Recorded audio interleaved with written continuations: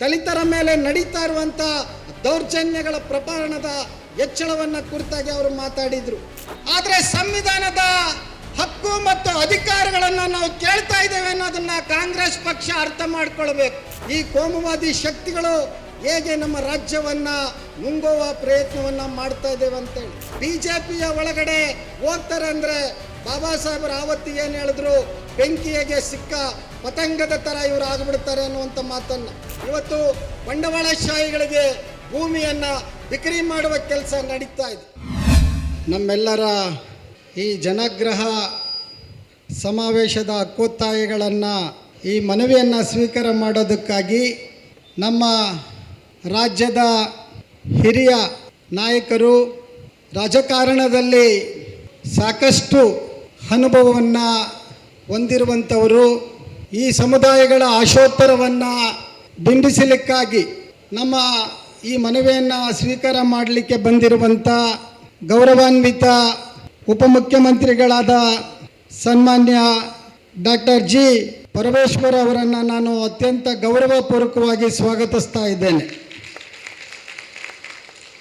ಅವರೊಂದಿಗೆ ಮತ್ತೊಬ್ಬರು ಬಂಗಾರಪೇಟೆಯ ಶಾಸಕರಾಗಿರುವಂಥ ಗೌರವಾನ್ವಿತರು ನಮ್ಮ ನಾರಾಯಣ ಸ್ವಾಮಿ ಸರ್ ಅವರು ಕೂಡ ನಮ್ಮ ನಡುವೆ ಇದ್ದಾರೆ. ಬಹುಶಃ ದಲಿತ ಚಳವಳಿಯ ಇತಿಹಾಸವನ್ನು ನಾವು ಗಮನಿಸಿದಾಗ ಚಳವಳಿಯ ಆರಂಭ ಘಟ್ಟದಲ್ಲಿ ನಾವು ಹಮ್ಮಿಕೊಳ್ಳದೇ ಇದ್ದಂಥ ಬಹುದೊಡ್ಡ ಕಾರ್ಯಕ್ರಮಗಳಾಗಿರ್ಬೋದು ಅಥವಾ ಯಾವುದೇ ರೀತಿಯ ಕಾರ್ಯಕ್ರಮಗಳಿಗೆ ಒತ್ತಾಸೆಯಾಗಿ ನಿಂತಂಥವರು ನಮ್ಮ ಮಾನ್ಯ ಉಪಮುಖ್ಯಮಂತ್ರಿಗಳ ತಂದೆಯವರಾದಂಥ ಪೂಜ್ಯ ಗಂಗಾಧರಯ್ಯವರನ್ನು ನಾವಿಲ್ಲಿ ನೆನಪು ಮಾಡಿಕೊಳ್ಬೇಕಾಗತ್ತೆ. ಪ್ರೊಫೆಸರ್ ಬಿ ಕೃಷ್ಣಪ್ಪನವರು, ಸಿದ್ಧಲಿಂಗಯ್ಯನವರು, ದೇವನೂರು ಮಹಾದೇವ ಅವರು, ನಾವೆಲ್ಲರೂ ಕೂಡ ಯಾವುದೇ ಕಾರ್ಯಕ್ರಮವನ್ನು ನಡೆಸಲಿಕ್ಕಾಗಿ ಅವರ ಬಳಿ ಹೋದಾಗ ಯಾವ ರೀತಿಯ ಸಂಕೋಚ ಅಥವಾ ಯಾವುದೇ ಒಂದು ಅಸಡ್ಡೆಯನ್ನು ತೋರದೆ ಅತ್ಯಂತ ಉದಾರತೆಯಿಂದ ಒಂದು ಮಾತೃ ಹೃದಯವನ್ನು ಹೊಂದಿದಂಥವರು ಗಂಗಾಧರಯ್ಯನವರು ಅನ್ನೋದನ್ನು ನಾವು ಅರ್ಥ ಮಾಡಿಕೊಳ್ಬೇಕು. ಬಂಧುಗಳೇ, ಈ ರಾಜ್ಯದಲ್ಲಿ ಸುಮಾರು 101 ಜಾತಿಗಳು ಪರಿಶಿಷ್ಟ ಜಾತಿಯ ಪಟ್ಟಿಯಲ್ಲಿದ್ದಾವೆ. ಸುಮಾರು 51 ಪರಿಶಿಷ್ಟ ಪಂಗಡದ ಪಟ್ಟಿಯಲ್ಲಿದ್ದಾವೆ. ನಾವು ಪರಿಶಿಷ್ಟ ಜಾತಿಯವರು 1,30,30,00,000 ಹತ್ರ ನಮ್ಮ ಜನಸಂಖ್ಯೆ ಇದೆ. 51 ಜಾತಿಗಳಿರುವಂಥ ಪರಿಶಿಷ್ಟ ಪಂಗಡದಲ್ಲೂ ಕೂಡ ಸುಮಾರು 60 ಲಕ್ಷಕ್ಕೂ ಮೇಲ್ಪಟ್ಟು ಜನಸಂಖ್ಯೆ ನಮ್ದಿದೆ. ಆದರೆ ದುರಂತ, ನಾವು ಇವತ್ತಿಗೂ ನಾವು ಉಪಮುಖ್ಯಮಂತ್ರಿಗಳಾಗಲೇ ಇರಬೇಕಾ? ಯಾಕೆ ಮುಖ್ಯಮಂತ್ರಿಗಳಾಗಿರುವ ಯೋಗ್ಯತೆ ಈ ಸಮಾಜಕ್ಕಿಲ್ವ ಅನ್ನೋಂಥದ್ದನ್ನ ನಾವಿವತ್ತು ಕೇಳಬೇಕಾಗಿದೆ. ಕಾಂಗ್ರೆಸ್ ಪಕ್ಷದ ಅದರ ಅಡಿಪಾಯ, ಅದರ ಬುನಾದಿನೇ ದಲಿತರು, ಅಲ್ಪಸಂಖ್ಯಾತರು ಮತ್ತು ಹಿಂದುಳಿದ ವರ್ಗಗಳು ಅನ್ನೋದನ್ನ ಕಾಂಗ್ರೆಸ್ ಪಕ್ಷ ಪರಿಗಣಿಸಬೇಕಾಗಿತ್ತು. ಆದರೆ ಯಾಕಾಗ್ತಾ ಇಲ್ಲ? ನಾವು ಕೇವಲ ವೋಟ್ ಬ್ಯಾಂಕ್ಗಳಾಗಿ ವೋಟ್ ಹಾಕದೆ ನಮ್ಮ ಕೆಷ್ಟನ ಈ ಪ್ರಶ್ನೆ ನಮ್ಮ ಮುಂದೆ ಇದೆ. ಈ ರಾಜ್ಯದಲ್ಲಿ ಲಿಂಗಾಯತ ಸಮುದಾಯ, ಒಕ್ಕಲಿಗ ಸಮುದಾಯ, ಬ್ರಾಹ್ಮಣ ಸಮುದಾಯ ಮತ್ತು ಹಿಂದುಳಿದ ಸಮುದಾಯಗಳು ಈ ರಾಜ್ಯದ ಮುಖ್ಯಮಂತ್ರಿಗಳಾಗಿದ್ದಾರೆ. ಆದರೆ ಯಾಕೆ ದಲಿತ ಸಮುದಾಯ ಇವತ್ತಿಗೂ ಕೂಡ ಮುಖ್ಯಮಂತ್ರಿಗಳಾಗೋದಕ್ಕೆ ಅವಕಾಶ ಆಗಲಿಲ್ಲ? ದಲಿತ ರಾಜಕಾರಣ ಯಾಕೆ ಅದನ್ನು ಆ ಬಗ್ಗೆ ಗಂಭೀರವಾಗಿ ಚಿಂತನೆ ಮಾಡ್ತಾ ಇಲ್ಲ? ಇದರ ಬಗ್ಗೆ ನಾವು ಯೋಚನೆ ಮಾಡಬೇಕಾಗತ್ತೆ. ಬಹುಶಃ ಮುಂದಿನ 2028ರ ಚುನಾವಣೆ ಅದು ದಲಿತ ಮುಖ್ಯಮಂತ್ರಿಯ ಚುನಾವಣೆ ಆಗಿರುತ್ತೆ ಅನ್ನೋಂಥದ್ದನ್ನ ನಾವೆಲ್ಲರೂ ಕೂಡ ಇವತ್ತು ಅರ್ಥ ಮಾಡ್ಕೊಳ್ಬೇಕಾಗತ್ತೆ. ನಮ್ಮ ಉಪಮುಖ್ಯಮಂತ್ರಿಗಳು ಇದರ ಬಗ್ಗೆ ಗಂಭೀರವಾಗಿ ಚಿಂತನೆಯನ್ನು ಮಾಡಬೇಕು. ನಾವು ಯಾವ ಸಮಾಜದ ವಿರೋಧಿಗಳಲ್ಲ, ಯಾವ ಜಾತಿಯ ವಿರೋಧಿಗಳಲ್ಲ. ಆದರೆ ಸಂವಿಧಾನದ ಹಕ್ಕು ಮತ್ತು ಅಧಿಕಾರಗಳನ್ನು ನಾವು ಕೇಳ್ತಾ ಇದ್ದೇವೆ ಅನ್ನೋದನ್ನ ಕಾಂಗ್ರೆಸ್ ಪಕ್ಷ ಅರ್ಥ ಮಾಡ್ಕೊಳ್ಬೇಕು. ನಮ್ಮ ಓಟಿಗೆ ಏನು ಬೆಲೆ ಇದೆ ಅನ್ನೋದನ್ನ ಕಾಂಗ್ರೆಸ್ ಹೈಕಮಾಂಡ್ ಅರ್ಥ ಮಾಡ್ಕೊಳ್ಬೇಕು ಅನ್ನೋ ಕಾರಣಕ್ಕಾಗಿ ಮುಂದಿನ ಚುನಾವಣೆಯಲ್ಲಿ ಈ ರಾಜ್ಯದ ದಲಿತ ಸಮುದಾಯವನ್ನು ಮುಖ್ಯಮಂತ್ರಿ ಮಾಡುವ ಅವಕಾಶ ಕಾಂಗ್ರೆಸ್ ಪಕ್ಷ ಕೊಟ್ಟಾಗ ಮಾತ್ರ ಈ ರಾಜ್ಯದಲ್ಲಿ ಕಾಂಗ್ರೆಸ್ಸಿಗೆ ಉಳಿಗಾಲ ಇದೆ ಅನ್ನೋದನ್ನು ನಾವು ಹೇಳಕ್ಕೆ ಇಷ್ಟಪಡ್ತೇವೆ ಬಂಧುಗಳು. ಹಾಗಾಗಿ ಇವತ್ತು ನಾವು ಪ್ರತಿ ಬಜೆಟಲ್ಲೂ ನಮ್ಮ ಅಹವಾಲುಗಳನ್ನು ನಾವು ಇಡ್ತಾ ಇದ್ದೀವಿ. ಕಳೆದ ಸಾರಿ ಸಿದ್ದರಾಮಯ್ಯನವರು ಬಜೆಟನ್ನು ಮಂಡಿಸುವಾಗ ಅವರು ಅನೇಕ ಆಶ್ವಾಸನೆಗಳನ್ನು ಕೊಟ್ಟರು. ಆ ಆಶ್ವಾಸನೆಗಳ ಪ್ರಕಾರ ನಾವು ಅಧಿವೇಶನವನ್ನು ಕರೀತೀವಿ ಅಂತ ಮಾತನ್ನು ಹೇಳಿದ್ರು. ಆ ಅಧಿವೇಶನವನ್ನು ಕರೆಯುವ ಕೆಲಸವನ್ನು ನಮ್ಮ ಉಪಮುಖ್ಯಮಂತ್ರಿಗಳು ಮಾಡಬೇಕು ಅಂತ ಹೇಳಿ ನಾನು ಈ ಸಂದರ್ಭದಲ್ಲಿ ಅವರ ಮುಂದೆ ಈ ಹಕ್ಕನ್ನು ಮಂಡಿಸ್ತಾ ಇದ್ದೇನೆ. ಬಂಧುಗಳೇ, ನಿಮಗೆಲ್ಲ ಗೊತ್ತಿದೆ, ವಿಶೇಷ ಘಟಕ ಯೋಜನೆಯ ಹಣವನ್ನು ಯಾವುದೇ ಬೇರೆ ಬೇರೆ ಇಲಾಖೆಗಳಿಗೆ ಆ ಉದ್ದೇಶಕ್ಕೆ ಬಳಸಬಾರ್ದು. ಆದರೆ ಇತ್ತೀಚೆಗೆ ಸಾರಿಗೆ ಇಲಾಖೆಗೆ ಸುಮಾರು 200 ಕೋಟಿ ಮೇಲ್ಪಟ್ಟು ಹಣವನ್ನು ಸಾರಿಗೆ ಇಲಾಖೆಯ ಸಂಬಳಕ್ಕೆ ಕೊಟ್ಟಿದ್ದಾರೆ. ದಲಿತರ ಅಭಿವೃದ್ಧಿಗಾಗಿ ಮೀಸಲಾಗಿಟ್ಟಿರುವಂಥ ಹಣವನ್ನು, SCP ಹಣವನ್ನು ಈ ರೀತಿ ಬಳಸೋದು ಇದು ಕಾನೂನಿನ ಉಲ್ಲಂಘನೆ ಅಲ್ವಾ? ಇದನ್ನು ಪ್ರಶ್ನೆ ಮಾಡಬೇಕಾದವರು ಯಾರು? ಈ ಪ್ರಶ್ನೆ ನಮ್ಮ ಇವತ್ತು ಮುಂದೆ ಇದೆ. ಹಾಗಾಗಿ ಸನ್ಮಾನ್ಯ ಮಂತ್ರಿಗಳಲ್ಲಿ ನಾನು ಮನವಿ ಮಾಡ್ತೇನೆ, ತಾವು ಈ ಕೂಡಲೇ ಏಕಗವಾಕ್ಷಿ ಯೋಜನೆಯನ್ನು ತಾವು ಜಾರಿ ಮಾಡಬೇಕು. ಆ ಮೂಲಕ ಏನು ನಮ್ಮ ಹಣ ಹರಿದು ಹಂಚೋಗ್ತಾ ಇದೆ ಬೇರೆ ಬೇರೆ ಇಲಾಖೆಗಳಿಗೆ, ಅದೆಲ್ಲವನ್ನು ಕೂಡ ಏಕಗವಾಕ್ಷಿಯ ಮೂಲಕ ಅದನ್ನು ಆ ಅನುದಾನ ಜಾರಿ ಆಗಬೇಕು ಅನ್ನುವಂಥ ವಿಚಾರವನ್ನು ಇಲ್ಲಿ ನಾನು ಹೇಳೋದಕ್ಕೆ ಇಷ್ಟಪಡ್ತೇನೆ. ಈಗ ಸಾಹೇಬರು ಅವರು ಕಂದಾಯ ಇಲಾಖೆಯ ಜವಾಬ್ದಾರಿನ ಹೊತ್ತಿದ್ದಾರೆ.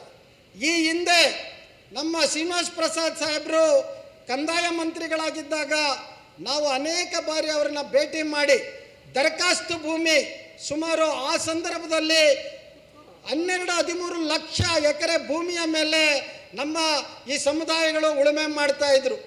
ನಾವು ಹೇಳಿದ್ವಿ, ಸಾರ್ ತಾವು ಈ ಶಾಸಕರು ಏನಿವತ್ತು ಬಗರುಕುಂ ಸಾಗುವಳಿ ಸಮಿತಿಯ ಸದಸ್ಯರುಗಳು ಅಧ್ಯಕ್ಷರುಗಳಿದ್ದಾರೆ, ಅದರ ಮೂಲಕ ಜಿಲ್ಲಾಧಿಕಾರಿಗಳನ್ನು ಮತ್ತು ಅಸಿಸ್ಟೆಂಟ್ ಕಮಿಷನರ್ಗಳಿಗೆ ಜವಾಬ್ದಾರಿ ಕೊಟ್ಟು ಅದನ್ನು ಕೂಡಲೇ ನಮ್ಮ ಜನಕ್ಕೆ ಭೂಮಿ ಸಿಗುವಂತೆ ಮಾಡಿ ಸರ್ ಅಂತ ನಾವು ಕೇಳ್ಕೊಂಡಿದ್ವಿ. ಆದರೆ ಅದು ಆಗಲಿಲ್ಲ.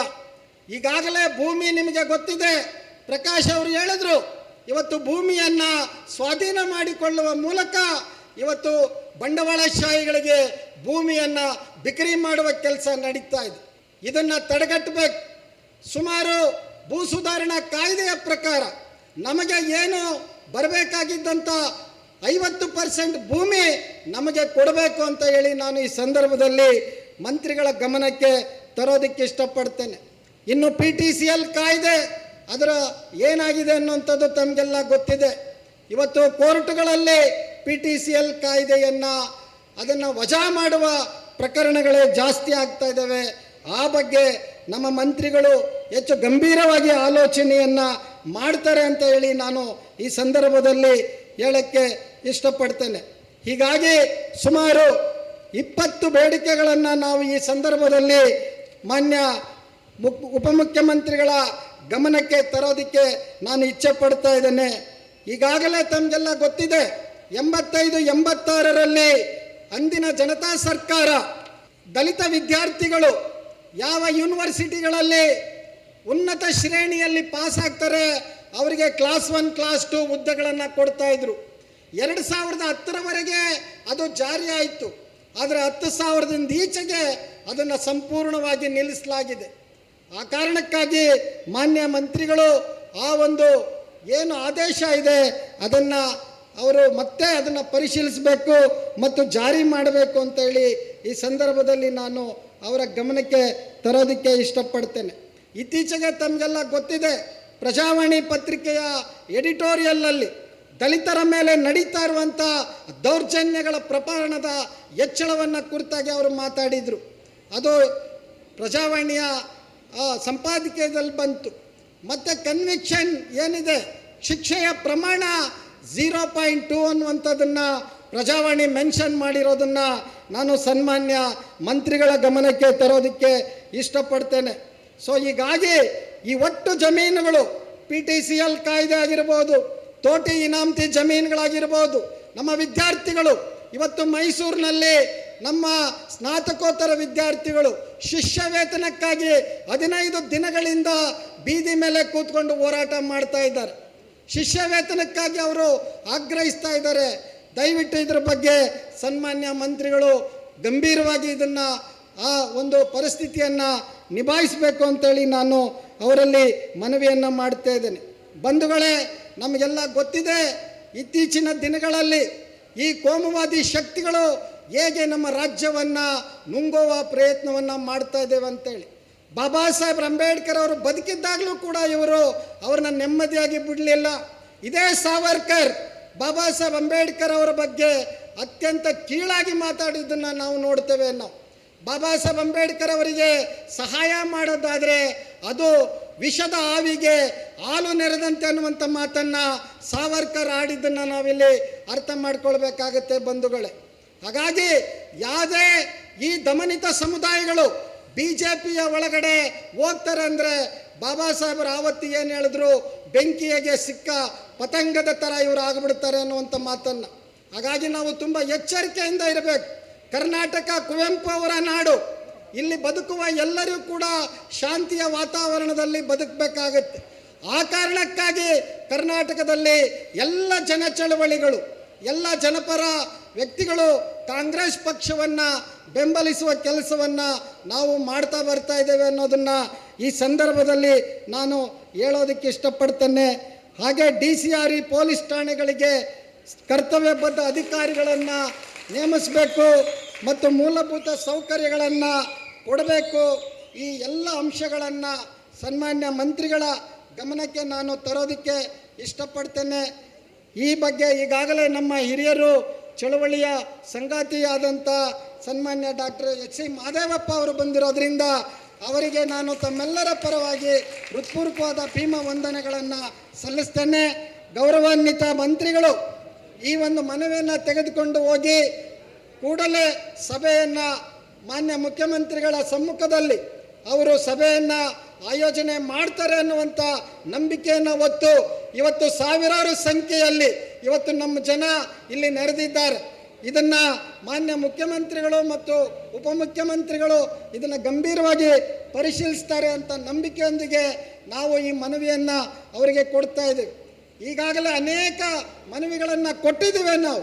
ಅದು ಈ ಮನವಿಯನ್ನು ಕೂಡ ಆ ರೀತಿ ಆಗಬಾರದು ಅನ್ನುವಂಥ ಒಂದು ಆಗ್ರಹವನ್ನು ಮಾಡ್ತಾ ಇದರಲ್ಲಿರುವಂಥ ಪ್ರತಿಯೊಂದು ಅಂಶಗಳ ಬಗ್ಗೆ ಸರ್ಕಾರ ಗಂಭೀರವಾಗಿ ಆಲೋಚನೆಯನ್ನು ಮಾಡಬೇಕು ಅನ್ನುವಂಥ ಮಾತನ್ನು ನಿಮ್ಮೆಲ್ಲರ ಪರವಾಗಿ ಮಾನ್ಯ ಉಪಮುಖ್ಯಮಂತ್ರಿಗಳಿಗೆ ಈ ಮನವಿಯನ್ನು ನಾವು ಸಲ್ಲಿಸ್ತಾ ಇದ್ದೇವೆ.